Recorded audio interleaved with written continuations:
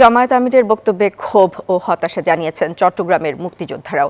তারা বলছেন মুক্তিযুদ্ধের ইতিহাস বিকৃতির সব অপচেষ্টা প্রতিরোধ করতে হবে। বিস্তারিত ডেস্ক রিপোর্টে। বাংলাদেশে ৭১ সালে স্বাধীনতার ঘোষণা এখান থেকেই হয়েছিল। আপনাদেরই এক গর্বিত সন্তান সবার আগে চিৎকার দিয়ে বলেছিলেন উই রিবন। তিনি হচ্ছেন এলডিপির সম্মানিত সভাপতি ডক্টর কর্নেল অলি আহমদ বীর বিক্রম। জিয়াউর রহমান সাহেবকে হাতে ধরে সামনে এগিয়ে নিয়ে গিয়েছিলেন।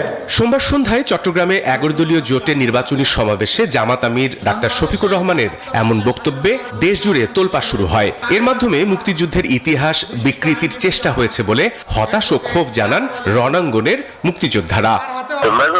জিয়ার নাম বলছে, সিনিয়র, এবং এরপরে ওরা জিয়ার কাছে গেছে, তুমি জিয়া এসে ভাষণ দিতেন।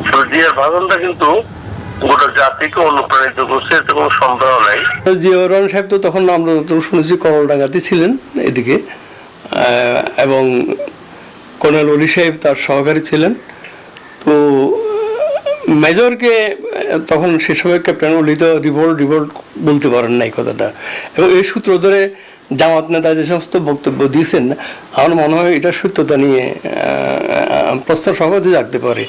এদিকে একই দিনে লোহাগড়ায় ১১ দলের আরেকটি জনসভায় অলি আহমদও তুলে ধরেন মুক্তিযুদ্ধের নিজের অবদানের কথা।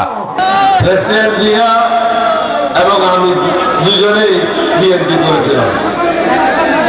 মুক্তিযুদ্ধের সময় ক্যাপ্টেন অলি আহমদ হিসাবে সর্বপ্রথম পাকিস্তানের বিরুদ্ধে বিদ্রোহ করেছিলাম। তবে মুক্তিযুদ্ধ নিয়ে নতুন করে আর যেন বিতর্ক সৃষ্টি না হয় সেদিকে রাজনীতিবিদদের সতর্ক থাকার আহ্বান জানান মুক্তিযোদ্ধারা। Desk report, news 24।